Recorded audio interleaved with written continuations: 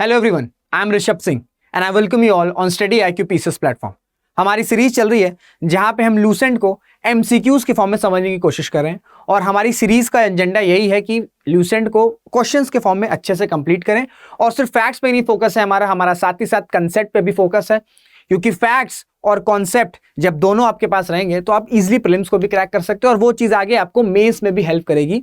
क्योंकि इस सीरीज में मेरे 8 या 9 वीडियोस आ चुके हैं, तो जो भी देख रहे हैं उनको समझ में आ रहा होगा कि मैं कंसेप्ट पे भी ज्यादा फोकस करता हूं और साथ ही साथ जो इंपॉर्टेंट फैक्ट्स है, जो direct questions specifically state PSCs में पूछते हैं, उनको भी मेंशन करता चला जा रहा हूं। और वीडियो स्टार्ट करने से पहले एक चीज मैं बताऊंगा कि कमेंट्स आप जरूर करिएगा, क्योंकि कमेंट से क्या होता है ना, कमेंट से मेरे को पता चलता है कि कैसी हमारी एंगेजमेंट हो रही है, ये जो मैं सीरीज लेके आ रहा हूं वो आपके लिए कितनी हेल्पफुल हो रही है और आपको क्या सीरीज चाहिए वो भी आप कमेंट्स में जब पिन डाउन करोगे तो मैं उसको देख सकता हूं और मुझे पता चलेगा कि हमारी सीरीज का कितना आपको यूजफुल हो रहा है और आपको ऐसी कौन सी सीरीज चाहिए। तो कमेंट जरूर करेगा, क्योंकि कमेंट से एक ऐसी चीज है जिससे इंटरेक्शन होती है और पता चलता है कि जो स्टेट ऑफ प्रिपरेशन है आपका या लेवल ऑफ प्रिपरेशन है वो कैसा है, वो कहां पर है, क्या और आपको एक्स्ट्रा चीजें चाहिए। तो कमेंट्स जरूर करिएगा। चलिए फिर पहले क्वेश्चन से स्टार्ट करते हैं। आसान सा क्वेश्चन है, all the following are fundamental rights guaranteed by the Indian constitution except. ये 4 में से 3 फंडामेंटल राइट है, एक जो है वो फंडामेंटल राइट नहीं है, वो कौन सा है वो आपको बताना है। तो राइट टू इक्वालिटी सबको पता है, ये एक फंडामेंटल राइट है। राइट अगेंस्ट एक्सप्लॉयटेशन, ये भी एक फंडामेंटल राइट है। Right to freedom of religion, ये भी एक फंडामेंटल राइट है।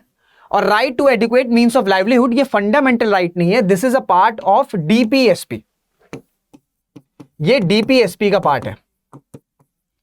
मैंने आपसे बोला है कि DPSP और फंडामेंटल ड्यूटीज को जरूर से 2 से 3 बार रीड कर लीजिएगा, क्योंकि क्या होता है इस तरह के स्टेटमेंट्स आ जाते हैं, जैसे सपोज करिए स्टेटमेंट आ गया है कि right to adequate means of livelihood. अब ये जो स्टेटमेंट है क्वेश्चन में पूछ लेगा कि ये स्टेटमेंट किसके अंडर आता है, क्या वो फंडामेंटल राइट्स के अंडर आता है, क्या वो DPSP के अंदर आता है, क्या वो प्रियम्बल में मेंशन है, या फिर वो फंडामेंटल ड्यूटीज में मेंशन है। तो ये सारी चीजें आप जरूर से मेंशन करिएगा, रीड कर लीजिएगा, फंडामेंटल ड्यूटीज और साथ ही साथ DPSP, क्योंकि इस तरह के क्वेश्चंस कई बार पूछे जाते हैं। तो right to adequate means of livelihood ये आपका किसका पार्ट है, आपका DPSP का पार्ट है। DPSP के बारे में आपको बता चुका हूं कि DPSP को इंडियन कॉन्स्टिट्यूशन मेकर्स का विश लिस्ट बोला जाता था, क्योंकि जो चीजें इमीडिएट बेसिस पे इंप्लीमेंट नहीं हो पाई थी 47-49 में जब को संविधान लागू हुआ था, तो वो सारी चीजें DPSP में डाल दी गई थी। एग्जांपल के तौर पे मैंने आपको बताया कि राइट टू एजुकेशन, अगर हम शिक्षा की बात करें 6 से लेकर 14 साल तक के बच्चों को राइट टू एजुकेशन जो है वो फ्री है, सरकार प्रोवाइड कराती है, पर वो शुरू से फंडामेंटल राइट नहीं था, पहले वो DPSP का पार्ट था। जब ये स्टेट को लगा कि अब हमारे पास वो फंड्स हैं, वो शक्ति है कि हम शिक्षा प्रोवाइड कर सकते हैं 6 साल से लेकर 14 साल के बच्चों तक को, तो हम राइट टू एजुकेशन को एक फंडामेंटल राइट बना देंगे। तो पहले वो DPSP का था, पर जब सक्षम आया, जब फंड्स हुए, उसको फिर फंडामेंटल राइट्स में बना दिया गया। दैट्स वाई ये अगर स्टेटमेंट आता है कि DPSP is often referred as the wish list of the Indian constitution makers, तो वो स्टेटमेंट पूरी तरीके से सही है, और क्यों सही है उसका भी मैं आपको लॉजिक या आंसर कई बार बता चुका हूं। नेक्स्ट क्वेश्चन की तरफ चलते हैं। The Indian constitution has given some liberty to its citizens, कुछ लिबर्टीज प्रोवाइड की गई है हमारे संविधान के द्वारा हमारे सिटीजंस को। तो कौन कौन सी लिबर्टी इन 4 में जो दिया है वो नहीं है। तो citizen is free to the liberty his expression and speech, to gather peacefully without arms, to purchase land and property in any part of the country, to form an association or unions, to do business in any trades in the list prepared by the Indian government। अब देखिए इसका answer है ये, क्योंकि अगर हम expression free, आपके पास free speech और फ्री एक्सप्रेशन ये आपका एक मौलिक अधिकार है, आप पीसफुली गैदर हो सकते हैं, अगर कंडीशन ये है कि आपके पास आर्म्स नहीं होने चाहिए। आपके पास अगर आर्म्स नहीं है तो आप पीसफुली गैदर हो सकते हैं। फिर to purchase land and property in any part of the country, किसी भी इंडिया के कोई भी पार्ट में आप लैंड खरीद सकते हैं, बशाए कुछ कंडीशंस अगर हैं, जैसे शेड्यूल 5 हो गया या शेड्यूल 6 हो गया, उसमें जो कंडीशंस हैं उसको आपको फॉलो करना होगा। उसके अलावा आपको पूरी राइट है कि आप भारत में किसी भी पार्ट में आप लैंड खरीद सकते हैं। टू फॉर्म एसोसिएशन और यूनियंस, आप एसोसिएशन फॉर्म कर सकते हैं, यूनियंस फॉर्म कर सकते हैं, ये भी आपका एक मौलिक अधिकार है। पर अगर आता है कि to do business in any trade, आप बिजनेस करने के लिए, आप भारत में व्यापार करने के लिए, ट्रेड करने के लिए पूरी तरीके से फ्री हैं, पर वो ऐसा नहीं है कि जो गवर्नमेंट निकालेगी, यानी कि अगर कोई गवर्नमेंट लिस्ट निकाल रही है, आपको सिर्फ उन्हीं के साथ बिजनेस करना है या ट्रेड करना है, तो ये फंडामेंटल राइट नहीं है। राइट टू फ्री ट्रेड, आपका प्रोफेशन हो गया, ट्रेड हो गया, इसके लिए आप पूरी तरीके से स्वतंत्र हैं, ये आपकी फंडामेंटल राइट है। पर इस स्टेटमेंट में दिया हुआ है कि to do business in any trades in the list prepared by the Indian government, यानी कि सरकार आपको कोई लिस्ट नहीं सौंपती है कि ये लिस्ट है, अब आपको इसी में बिजनेस या ट्रेड करने हैं, तो ऑब्वियस ही बात है ये आपका फंडामेंटल राइट का या लिबर्टी का पार्ट नहीं बनाता है। बाकी 4 हैं और जो लेफ्ट आउट हो गया वो ऑब्वियसली बात नहीं है। नेक्स्ट क्वेश्चन की तरफ चलते हैं। Right to education was introduce to help which of the following groups of society. जैसे कि मैंने आपको बताया था कि जो राइट टू एजुकेशन है वो पहले डीपीएसपी का पार्ट था, डीपीएसपी का पार्ट था, क्योंकि जब 47 में आजादी मिली और 1949 में हमारा संविधान लागू हुआ, और तो जब संविधान बन के खड़ा हो गया और 1950 में जब लागू हुआ, तो उस वक्त स्टेट के पास, भारत की अगर हम बात करें तो इतना ज्यादा सक्षम नहीं था स्टेट भारत का कि वो 6 से लेकर 14 साल तक के बच्चों को शिक्षा प्रोवाइड कर सके, वो भी फ्री में। तो इस वजह से उसको डीपीएसपी में रखा गया। बट जैसे जैसे समय आगे बढ़ा, जैसे जैसे इंडिया की इकोनॉमी ग्रो करती चली गई, और एक समय आया 2002 में जब right to education act pass हुआ, and this act made as a fundamental right, means right to education from 2002 onward is a fundamental right. अब इस फंडामेंटल राइट में, यानी कि राइट टू एजुकेशन में कौन सा एज ग्रुप है, वो एज ग्रुप है आपका children of the age group 6 to 14 years. तो इसको ध्यान रखिएगा कि सभी के लिए नहीं है, सभी के लिए शिक्षा जो फंडामेंटल राइट वो नहीं है। सरकार किसको प्रोवाइड करेगी, वो है जो उम्र है वो है 6 से लेकर 14 साल तक, children of the age group of 6 to 14 years. ये काफी डायरेक्ट स्ट्रेट फॉरवर्ड क्वेश्चन है, पर कभी कभी ऐसे क्वेश्चंस हम बहुत ज्यादा जल्दी में मिस कर जाते हैं, और इस वजह से ऐसे क्वेश्चंस या तो गलत हो जाते हैं या तो हमें इन्हें छोड़ना पड़ता है। और मैं कई बार आपको बता चुका हूं कि अगर आपको सिलेक्शन लेना है तो ऐसे क्वेश्चंस तो बिल्कुल भी मिस नहीं करने हैं जो सब सही करके आ रहे हैं।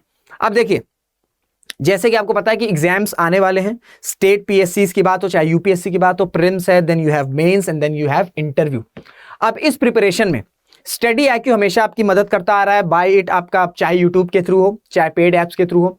तो अगर आपको यूपीएससी हो चाहे किसी भी स्टेट पीएससी में आपका यूपी है, बिहार है, जेएनके है यानी कि जम्मू एंड कश्मीर है, असम है, उड़ीसा है और महाराष्ट्र है, अगर आप यूपीएससी के साथ किन्हीं भी इन 6 स्टेट की प्रिपरेशन कर रहे हैं, आप एनरोल कर सकते हैं। क्योंकि देखिए ये जो प्रिपरेशन है, ये प्रिपरेशन बड़ी मोनोटोनस हो जाती है और एक टाइम आता है कि बड़ा सेल्फ कॉन्फिडेंस डाउन हो जाता है।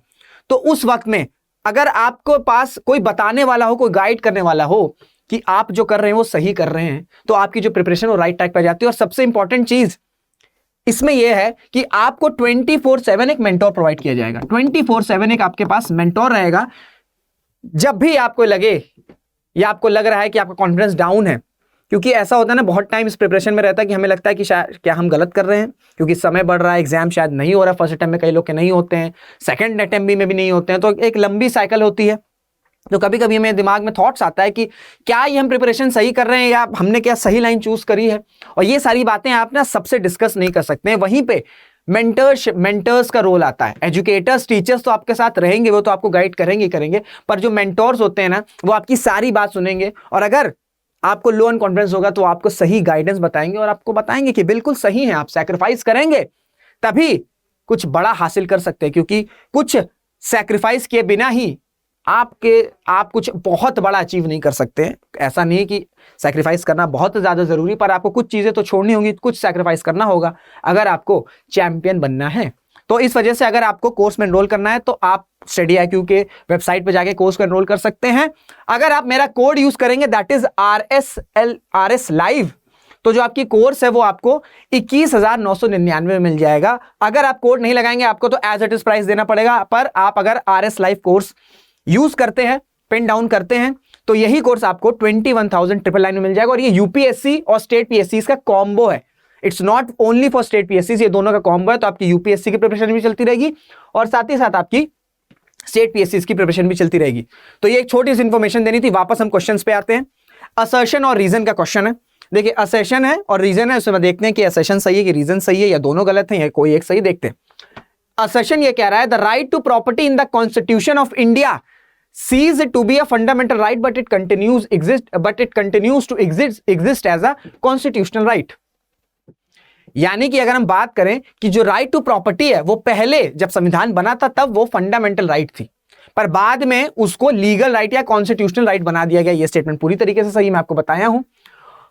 44th amendment deleted article 19 clause F and article 31 from part 3 and added a new article 300A in part 12। यानी कि जो फंडामेंटल राइट है, सॉरी, जो आपका राइट टू प्रॉपर्टी वो पहले फंडामेंटल राइट थी, पर कौन से अमेंडमेंट से वो जो राइट टू प्रॉपर्टी आपकी डिलीट हुई थी, वो अमेंडमेंट था आपका 44th अमेंडमेंट एक्ट। तो यानी कि ये स्टेटमेंट भी पूरी तरीके से सही है, असर्शन भी सही है, रीजन भी सही है।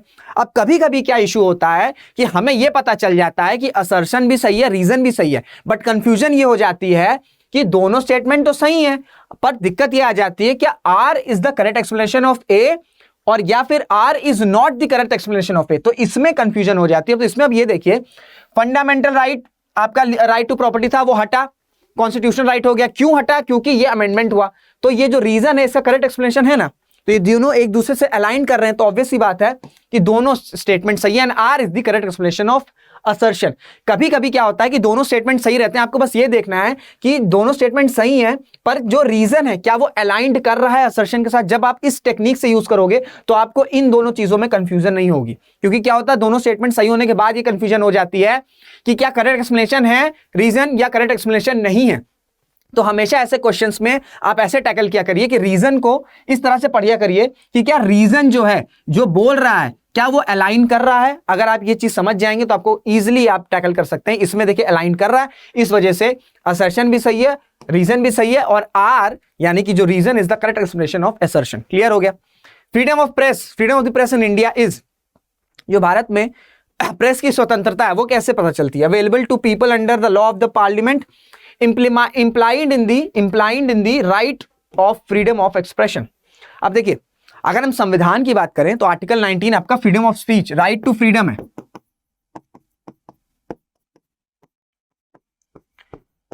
राइट टू फ्रीडम है आपका आर्टिकल 19। पर अगर हम प्रेस की राइट की बात करें, ऐसा कहीं मेंशन नहीं है कॉन्स्टिट्यूशन में कि राइट टू प्रेस जो है आपका फ्रीडम, आपका फंडामेंटल राइट है। पर ये चीज जो डायरेक्टली नहीं, वो इनडायरेक्टली कहां बोला गया? वो इनडायरेक्टली बोला गया राइट टू फ्रीडम में, जहां पे आपका क्लॉज कहता है कि आपके पास राइट है कि आप फ्रीली स्पीच और एक्सप्रेशन को एक्सप्रेस कर सकते हैं। तो मीडिया का काम क्या है? मीडिया का काम ये ना कि फ्री बातें बताएं, जो दूसरों के ओपिनियन है वो उसको बिलीफ को एक्सप्रेस कर सके। तो क्या हो गया? इनडायरेक्टली दिया गया ना, डायरेक्टली नहीं मेंशन है, डायरेक्टली मेंशन नहीं है, पर इनडायरेक्टली अगर हम राइट टू फ्रीडम में आर्टिकल 19 के क्लॉज 1 को पढ़ते हैं, जिसमें कहता है कि right to freedom of speech and expression that specifically defines the right of press और मीडिया इन इंडिया। तो इस वजह से डायरेक्टली मेंशन नहीं है, पर इनडायरेक्टली आप इससे कोट कर सकते हैं कि जो right to speech of expression, right of freedom of speech and expression है, ये आपका डायरेक्टली इनडायरेक्टली आपका मीडिया के लिए है। और ये बोला जा रहा है कि इंडिया जो मीडिया है, भारत की जो मीडिया है वो पूरी तरीके से स्वतंत्र है, क्योंकि मीडिया का रोल बहुत ज्यादा इंपॉर्टेंट है। दैट्स वाई मीडिया को आपका चौथा पिलर भी बोला जाता है डेमोक्रेसी का। इसलिए मीडिया का फ्री होना एक हेल्दी डेमोक्रेसी के लिए बहुत ज्यादा जरूरी है, बहुत ज्यादा इंपॉर्टेंट है। क्लियर हो गया? नेक्स्ट क्वेश्चन की तरफ चलते हैं। अच्छा, इसमें पूछ रहा है कि इन दो स्टेटमेंट में कौन सा ऐसा स्टेटमेंट है जो ह्यूमन राइट्स को वायलेट करेगा। पढ़ते हैं। A person was detained by the security forces while going to cast his vote in a parliamentary election. Suppose करिए आप इलेक्शन में वोट देने जा रहे हैं और उसी वक्त जहां पे आपको जहां पे वोट कास्ट करना है वहां पे सिक्योरिटी फोर्सेज ने आपको डिटेन करी, आपको वोट नहीं देने दिया गया। तो ये कहीं ना कहीं आपका ह्यूमन राइट का वायलेशन है। बिल्कुल सही है।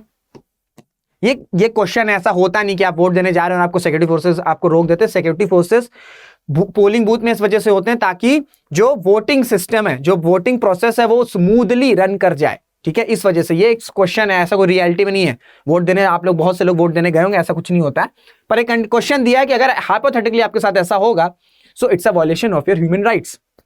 Second, a civilian was killed by the army while undertaking a combating operation या कॉम्बिंग ऑपरेशन। यानी कि सपोज करिए कि आर्मी का कोई ऑपरेशन कंडक्ट हो रहा है और उस दौरान गलती से किसी सिविलियन को इंजर्ड कर दिया गया, इंजर्ड हो गया, कुछ गलती से हो गया, तो वो भी कहीं ना कहीं वायलेशन है। हालांकि ऐसा होता नहीं, क्योंकि हमारी जो आर्मी है, Indian army is very professional, और वो हमेशा उनका जो ऑपरेशन कंडक्ट होता है वो बहुत ज्यादा ध्यान में रहते हैं कि किसी भी सिविलियन को कोई हैम्पर ना हो। तो इस वजह से ये स्टेटमेंट जो है सिर्फ क्वेश्चन के फॉर्म में है, कुछ ऐसा हो नहीं रहा है। पर अगर ये क्वेश्चन आएगा तो इसमें आप ये समझ सकते हैं कि ये दोनों ही जो ऑप्शन दिए गए हैं, it's a violation of your human right. तो ये दोनों स्टेटमेंट सही हैं।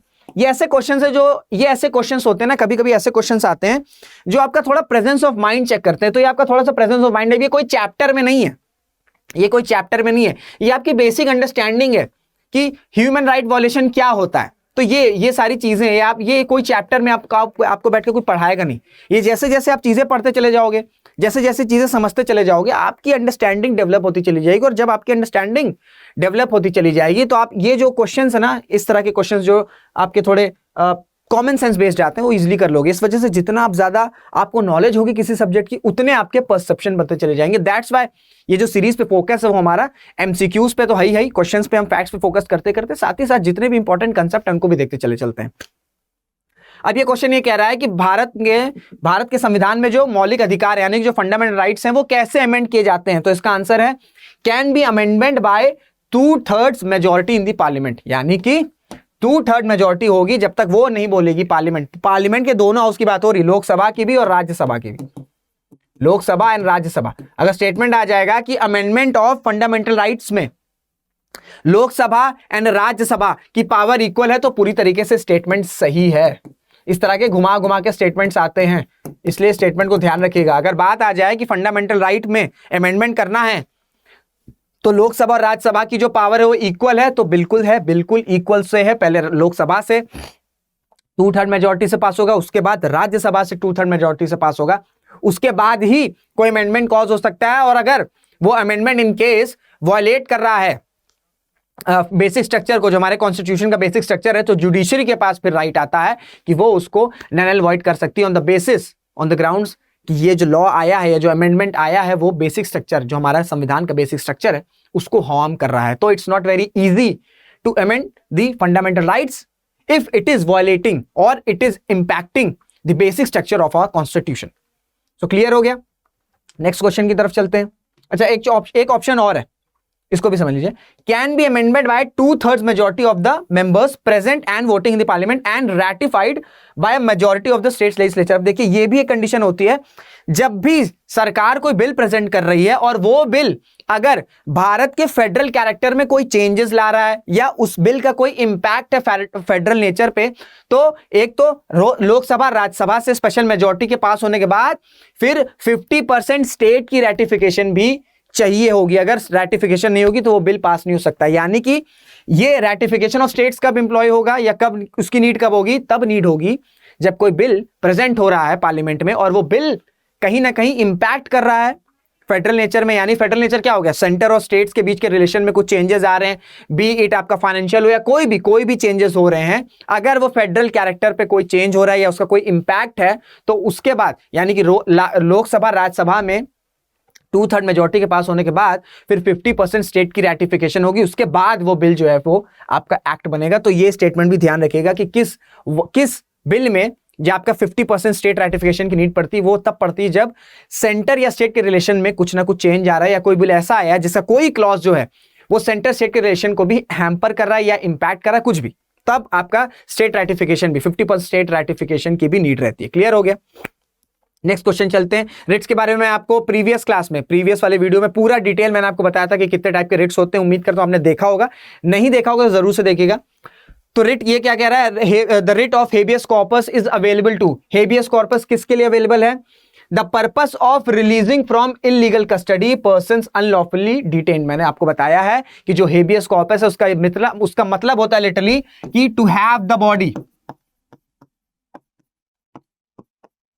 टू हैव द बॉडी, यानी कि अगर पुलिस कस्टडी हो या इवन प्राइवेट इंडिविजुअल ने आपको अगर डिटेन किया गया, आपको डिटेन कर लिया है अनलॉफुली, तो आप सुप्रीम कोर्ट पहुंचेंगे और सुप्रीम कोर्ट कौन सा रिट का इस्तेमाल करेगा? वो रिट का इस्तेमाल करेगा हेबियस कॉर्पस, ताकि आपकी जो डिटेंशन है वहां से आप फ्री होके कोर्ट में आए और आपका जो ये कस्टडी चल रहा है उसको नलिफाई किया जाए या उसे अनडिक्लेयर अनकॉन्स्टिट्यूशनल बोला जाए। इस वजह से जो हेबियस कॉर्पस है वो आपका स्टेट पर भी है और साथ ही साथ प्राइवेट इंडिविजुअल्स पे भी है। ये स्टेटमेंट को ध्यान रखिएगा। रिट से ऐसे घुमा घुमा के क्वेश्चन पूछता है, तो आपका पुलिस कस्टडी से भी है, पुलिस कस्टडी पे भी लागू होता है और साथ ही साथ प्राइवेट इंडिविजुअल्स पे भी लागू होता है, प्राइवेट इंडिविजुअल्स पे भी लागू होता है। प्राइवेट इंडिविजुअल्स पे भी जो आपका हेबियस कॉर्पस है वो पूरी तरीके से एप्लीकेबल है। क्लियर हो गया? ऐसे ही स्टेटमेंट्स घुमा घुमा के पूछता है आपसे, कोई डायरेक्टली लिटरली मीनिंग बहुत कम पूछेगा, कुछ स्टेट पीएससी से पूछ सकता है, बट क्या होता है रिट्स में ना ऐसी ऐसी कंडीशंस दे देगा और आपसे पूछ लेगा कि इस कंडीशन में कौन कौन से रिट्स हैं। तो ये इसलिए मैंने आपको बताया कि हेबियस कॉर्पस है वो आपका प्राइवेट इंडिविजुअल्स और आपका स्टेट दोनों पे ही है वो। नेक्स्ट क्वेश्चन की तरफ चलते हैं। अच्छा, फंडामेंटल राइट्स को फंडामेंटल बोलते क्यों है? कोई तो रीजन होगा ना, देखते हैं क्या रीजन है। फंडामेंटल राइट्स ये प्रोटेक्टेड हैं और एनफोर्स हैं बाय कॉन्स्टिट्यूशन, बिल्कुल सही है। संविधान के द्वारा प्रोटेक्टेड है और संविधान के द्वारा ही एनफोर्स किए गए, यानी कि लागू किए गए। फिर they can be suspended only in the manner prescribe bye the constitution, यानी कि अगर फंडामेंटल राइट को सस्पेंड करना है तो तभी होगा जिस तरीके से संविधान में मेंशन किया गया है, बिल्कुल सही है। They are enforceable against the state, पूरी तरीके से वैल्यूएबल है। अगर सरकार आपका फंडामेंटल राइट वॉलेट करी तो आपके पास राइट है, सपोज करिए आप, मेरा फंडामेंटल राइट अगर वॉलेट हो रहा है तो मेरे पास राइट है कि मैं सुप्रीम कोर्ट जो है वो अप्रोच कर सकता हूं। फिर सुप्रीम कोर्ट जो है वो स्टेट के अगेंस्ट कुछ ना कुछ बात कहेंगी और बोलेंगे कि इस पर्टिकुलर इंडिविजुअल का फंडामेंटल राइट वॉलेट हुआ, इसको रिस्टोर करिए, तो बिल्कुल they are enforceable against the state और they can not be amended. अब ये स्टेटमेंट गलत है, अमेंड हो सकता है, कंडीशन ये है कि जो अमेंडमेंट होगा वो बेसिक स्ट्रक्चर है जो संविधान का, उसको हार्म नहीं करना चाहिए। अगर वो बिना हार्म किए अगर चीजें अमेंड हो रही हैं तो पूरी तरीके से फंडामेंटल राइट अमेंडेबल है। तो ये स्टेटमेंट गलत है आपका, आसान सा स्टेटमेंट है और आपका 1 2 3 जो है वो पूरी तरीके से सही है। इसमें क्या हो गया, आपको अगर ये चीज ना भी आती, वैसे ये बहुत आसान सा क्वेश्चन है, आपकी अंडरस्टैंडिंग बढ़ा सकता है कि ऑब्वियस सी बात है यार, प्रोटेक्टेड है संविधान के द्वारा, एनफोर्स भी संविधान के द्वारा किया है, सब कुछ संविधान के द्वारा ही किया गया है, पर कंडीशन ये है कि ये अमेंड हो सकता है। अमेंडमेंट का कंडीशन ये है कि भाई जो अमेंडमेंट होगा फंडामेंटल राइट में वो आपका बेसिक स्ट्रक्चर को हार्म नहीं कर रहा होगा। अगर वो बेसिक स्ट्रक्चर के, अगर वो संविधान के बेसिक स्ट्रक्चर को हार्म कर रहा है तो सुप्रीम कोर्ट के पास या हाई कोर्ट के पास पावर है कि वो उस लॉ को अनडिक्लेयर कर सकती है, इनवैलिड डिक्लेयर कर सकती है। पर अगर वो वॉलेट नहीं कर रहा है तो वो फिर बिल जो है वो पास होकर कानून बन जाएगा। नेक्स्ट क्वेश्चन चलते हैं। आर्टिकल 20, जो आर्टिकल 20 यानी कि जो संविधान 20, जो अनुच्छेद 20 है, वो क्या कहता है? वो ये कहता है कि the article 20 of the constitution of India states that no person can be convicted for any offence except for the violation of the law in force at the time of the commission of the act charges offence. हालांकि ये वाला question मैंने किया हुआ है पर मैं फिर से बता दूंगा। आर्टिकल 20 जो है, आर्टिकल 20 में 3 क्लॉज होते हैं और आर्टिकल 20 बेसिकली आपका प्रोटेक्शन प्रोवाइड करता है कन्विक्शन के लिए। जब आप कन्विक्ट हो रहे हैं तब आपके क्या क्या राइट हैं, उसमें जो है आपका ये आपका फंडामेंटल राइट तब एक्सप्लेन करता है। तो इसमें 3 क्लॉज होते हैं। पहला क्लॉज ये है कि कोई भी लॉ, कोई भी क्राइम अगर आपने किया, सपोज करिए आपको मास्क पहनना 2020 में हुआ था कि आपको मास्क पहनना मैंडेटरी, जब फर्स्ट लॉकडाउन लगा था बहुत ज्यादा पैनिक फैल गया था, तो सरकार ने बोला था कि आपको भाई मास्क पहनना, अगर आप मास्क पहने बिना अगर आप बाहर आएंगे घर से तो आप पे कोई फाइन होगा या आपको कुछ सजा भी सुनाई जा सकती है। पर ये जो लॉ बना है ना मास्क पहन के मैंडेटरी आना, ये आपका 2020 में बना था। अब आपने 2010 में नहीं पहना लॉ, 2010 में आपने मास्क नहीं पहना है, 2015 में आपने मास्क नहीं पहना है, तो अब उस बेसिस पे आपको अब सजा नहीं दी जाएगी।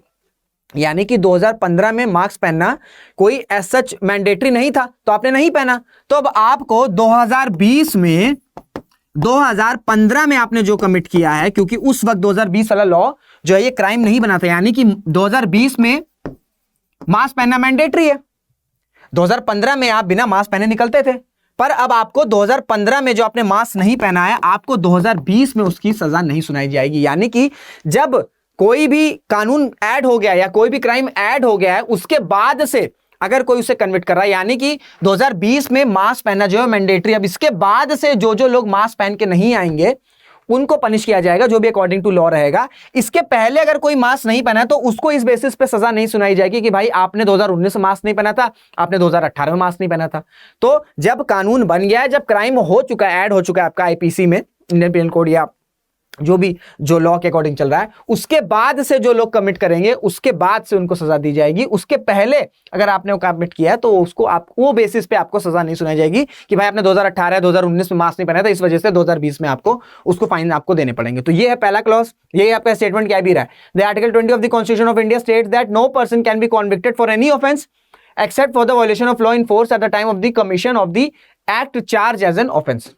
आर्टिकल 21 क्या कहता है? Article 21 of the constitution of India states that no person shall be deprived of his life and personal liberty. Obvious सी बात है, right to life and personal liberty, बस यही आपको देखना है और कुछ नहीं। इतना बड़ा स्टेटमेंट में आपको मेन वर्ड है right to life and personal liberty, article 21 है, तो दोनों स्टेटमेंट सही है।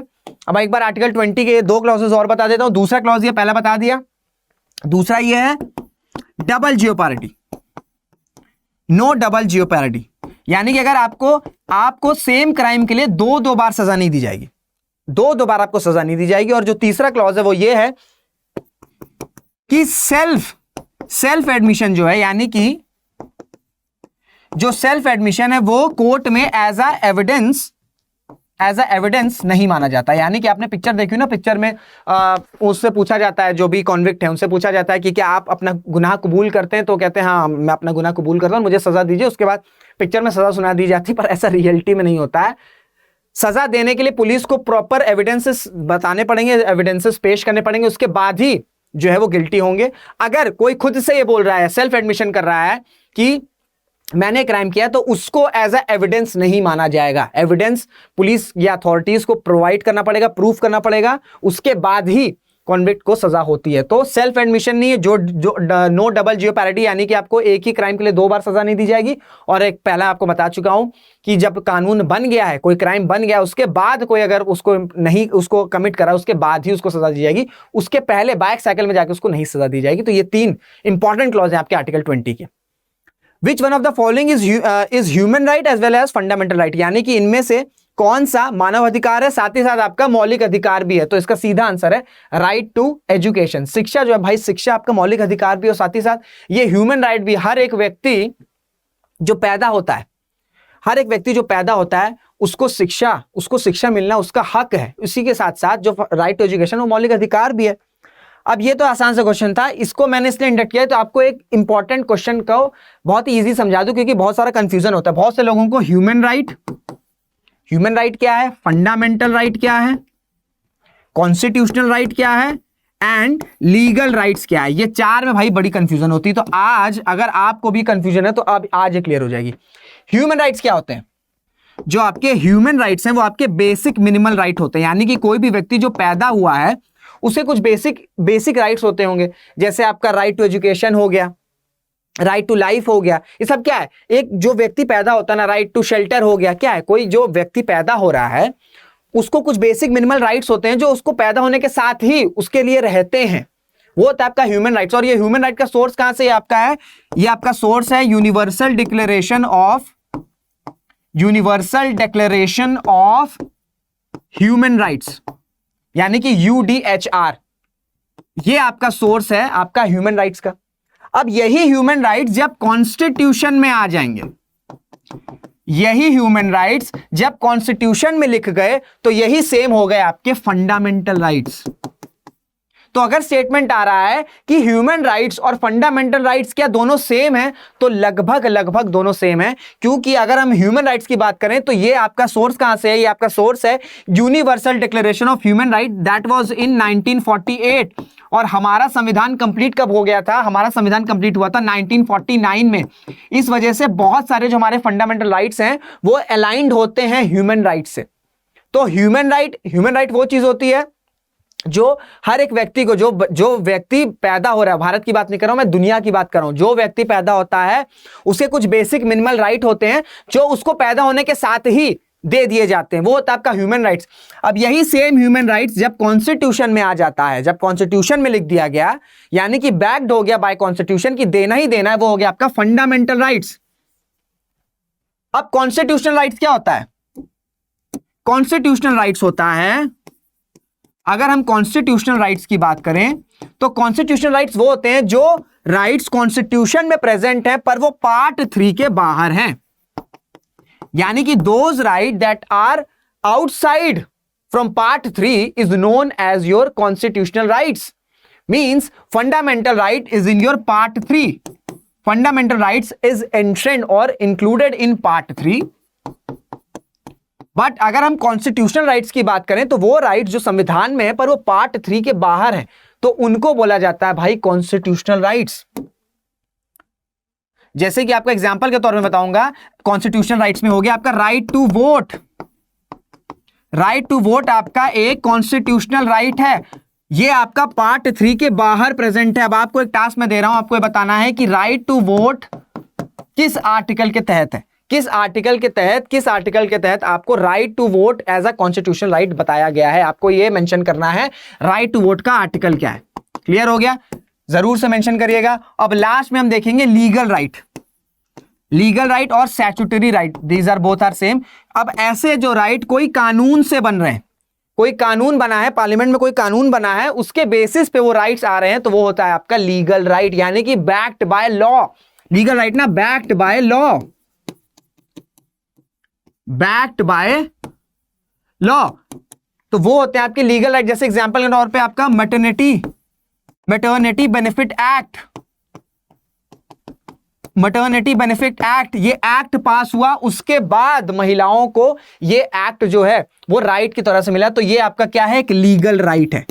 क्लियर हो गया। अब कंफ्यूजन नहीं होनी चाहिए आपको, ह्यूमन राइट क्या है, कॉन्स्टिट्यूशनल राइट क्या है, फंडामेंटल राइट्स क्या है और लीगल राइट्स क्या है। मैंने बहुत ही इजी लैंग्वेज में आपको समझाने की कोशिश करी है, बिल्कुल एग्जाम्पल देके समझाया है। अगर तब भी कंफ्यूजन है आप कमेंट्स में पूछ सकते हैं, आपके कमेंट्स को मैं मॉनिटर करता हूं। पर उम्मीद है कि आपको अब समझ में आ गया होगा, क्योंकि ये ऐसा क्वेश्चन है ना, ये ऐसा चीज है कि बहुत ज्यादा कंफ्यूजन होता है और ये बहुत ज्यादा सिली चीज है और इतनी छोटी चीजें लोग बहुत ज्यादा ध्यान भी नहीं देते हैं। और ये कभी कभार इंटरव्यूज में आपसे कोई पैनल वाला पूछ लिया और अगर आपके पास ये आंसर नहीं है तो बहुत ज्यादा अच्छा नहीं लगेगा। तो इसलिए आपको अब ये शायद चीजें जो मैंने आपको बताई अब शायद आपको क्लियर हो गया होगा। तो नेक्स्ट क्वेश्चन आपका क्या कह रहा है, नेक्स्ट क्वेश्चन ये कह रहा है कि which of the following is have the power to implement fundamental rights by the constitution. आसान सा क्वेश्चन है आपका। सुप्रीम कोर्ट है और हाई कोर्ट दोनों है, दोनों रेट इशू करते हैं। Supreme court using article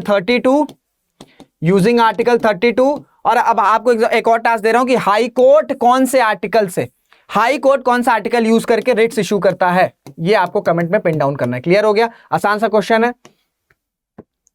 A writ issued by the judiciary inquiring upon the executive to do what it should have done within its stipulated power is called, इसे इसका answer है mandamus. Mandamus writ कब use होता है, जैसे मैंने आपको बताया हेबियस कॉर्पस तब यूज होता है, यानी कि अगर कोई कस्टडी जो है आपको डिटेन किया गया है अनलॉफुली तो आपका यूज होता है हेबियस कॉर्पस।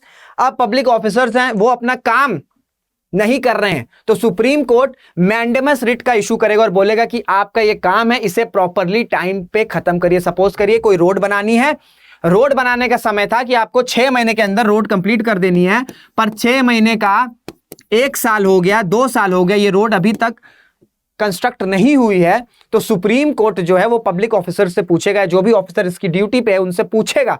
वो किससे पूछ सकता है, कौन सा रिट इस्तेमाल कर सकता है, वो है मैंडेमस। क्लियर हो गया, मैंडेमस। ये मैंने पूरा रिट एक्सप्लेन किया प्रीवियस वीडियो में, उसको आप जरूर से देखिएगा। नेक्स्ट क्वेश्चन की तरफ चलते हैं।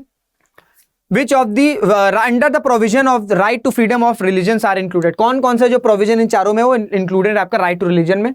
राइट टू प्रोपगेट रिलीजन पूरी तरीके से, धर्म प्रचार का अधिकार, आपको प्रोपगेट करने का पूरा हक है। राइट टू द सिखों को राइट है कि वो किरपान कैरी कर सकते हैं, किरपान कैरी कर सकते हैं। Right of the state to legislate for social reforms, यही मैंने आपको बताया, एक कंसेप्ट बताया कि इंडिया का जो सेकुलरिज्म है वो पॉजिटिव सेकुलरिज्म है। क्योंकि इंडिया के सेकुलरिज्म में क्या है, इंडिया के सेकुलरिज्म में ये है कि स्टेट जो है कोई सोशल रिफॉर्म्स जो है वो इंप्लीमेंट कर सकता है, इसलिए पूरी तरीके से इंटरफेरेंस नहीं है कि स्टेट, अगर हम वेस्टर्न कंट्रीज की बात करें तो स्टेट का बिल्कुल इंटरफेयर नहीं है आपका रिलीजन में। पर अगर हम इंडिया की बात करें तो स्टेट का इंटरफेरेंस ऐसे है कि जो भी कोई सोशल रिफॉर्म्स किसी भी पर्टिकुलर रिलीजन में करना है तो वो कर सकते हैं। जैसे आपका सती हो गया, बाल विवाह हो गया, अभी रिसेंटली जो ट्रिपल तलाक हुई, तो ये क्या, ये सब सोशल रिफॉर्म्स हैं। इस वजह से जो भारत का सेकुलरिज्म है वो पॉजिटिव सेकुलरिज्म है, क्योंकि इंडिया में हर रिलीजन को इक्वली रिस्पेक्ट किया जाता है और साथ ही साथ इक्वली प्रोटेक्ट भी किया जाता है। इस वजह से पूरा बाइफर्केशन नहीं है, स्टेट का कुछ इंटरफेरेंस है, पर वो इंटरफेरेंस ऐसा है कि अगर कोई सोशल रिफॉर्म्स करना है तो state has the authority to implement that reforms so that जो कंडीशन है वो इंप्रूव होती चली जाए। इस वजह से जो भारत का सेकुलरिज्म है it's a positive secularism as we compare with the West secularism is called as or often known as negative secularism। और negative secularism और positive secularism क्या है वो मैं आपको बता चुका हूं पहले भी, एक और जल्दी से मैंने क्विक रिवीजन आपको दे दिया।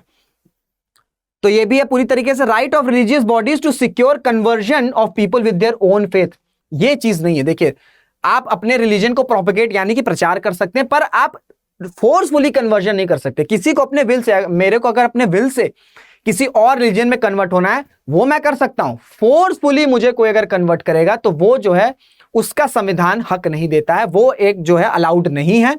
तो बाकी सब सही है, आप अपने रिलीजन को प्रोपेगेट कर सकते हैं, किरपान कैरी कर सकते हैं सिख, साथ ही साथ जो स्टेट है वो लेजिस्लेट कर सकता है फॉर सोशल रिफॉर्म, पर फोर्सफुली कन्वर्जन जो है वो अलाउड नहीं है। मैं अपने विल से, अपने मन से कन्वर्ट हो सकता हूं, पर मुझे कोई फोर्सफुली कन्वर्ट नहीं कर सकता है। क्लियर हो गया। Next question, which provision of the fundamental rights is directly related to the exploitation of children. आसान सा क्वेश्चन है, आर्टिकल 24 है आपका, आर्टिकल 24 है आपका, इसमें कोई लॉजिक नहीं है, ये सब स्ट्रेट अवे क्वेश्चन पूछे जाते हैं। With reference to the article 20 consider following statements. मैंने आपको तीनों चीजें बता चुकी हैं कि ex post facto law, ex post facto law का मतलब ये होता है कि नियम जब वो लॉ बन गया है उसके बाद जो कोई कमिट कर रहा है उसके बाद सजा दी जाएगी। और ये स्टेटमेंट इंपॉर्टेंट है कि जो एक्स पोस्ट फैक्टो लॉ है वो सिर्फ और सिर्फ आपका सिविल केसेस में ही है, क्रिमिनल केसेस में ये आपका इंप्लाई नहीं किया जाता है। इंपॉर्टेंट स्टेटमेंट है, इसको या तो लिख लो या तो स्क्रीनशॉट ले लीजिए, क्योंकि ये इस तरह के स्टेटमेंट्स पूछे जाते हैं, इवन इन यूपीएससी पूछ सकते हैं, डायरेक्ट क्वेश्चन है, पर बहुत से लोग मिस कर जाते हैं। तो एक्स पोस्ट फैक्टो लॉ क्या है वो मैं आपको बता चुका हूं।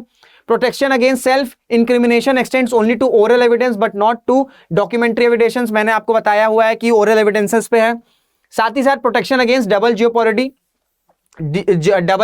पे अलाउड है। ये तीनों चीजें मैं आपको एक्सप्लेन कर चुका हूं। आर्टिकल 20 में क्या क्या है कि एक्स पोस्ट फैक्टो है, फिर आपका नो डबल जियोपैरिटी है, और फिर आपका सेल्फ एडमिशन को एविडेंस नहीं माना जाता है। और ये स्टेटमेंट ध्यान रखिएगा कि एक्स पोस्ट फैक्टो लॉ जो है वो आपका सिविल केसेस में ही एप्लीकेबल है and not in criminal cases.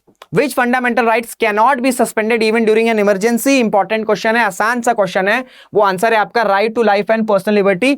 दो आर्टिकल्स ऐसे हैं जो आपके सस्पेंड नहीं होते हैं while during national emergency. The articles are Article 20 and the next article is your Article 21. तो अगर स्टेटमेंट आ जाएगा कि while during national emergency all the fundamental rights are violated or suspended, the statement is wrong. सारे fundamental rights आपके जो है वो suspend हो जाते हैं बट नॉट एक्सेप्ट आपका आर्टिकल 20 एंड आर्टिकल 21। तो ये था आपका लास्ट क्वेश्चन। उम्मीद करता हूं आपको सारी चीजें समझ में आई होंगी। वीडियो को एंड करने से पहले मैं आपको यही बोलूंगा, जो भी आपके डाउट्स हुआ करे या आपको अच्छा भी लग रहा है तो आप कमेंट्स में आपके जो भी रिव्यूज हैं, जो भी आपको लग रहा है, जो भी आपके डाउट्स हैं, अगर आपको सब चीजें समझ में आ रही है उसे पिन डाउन जरूर किया करिए, क्योंकि मैं आपके कमेंट्स को मॉनिटर करता हूं।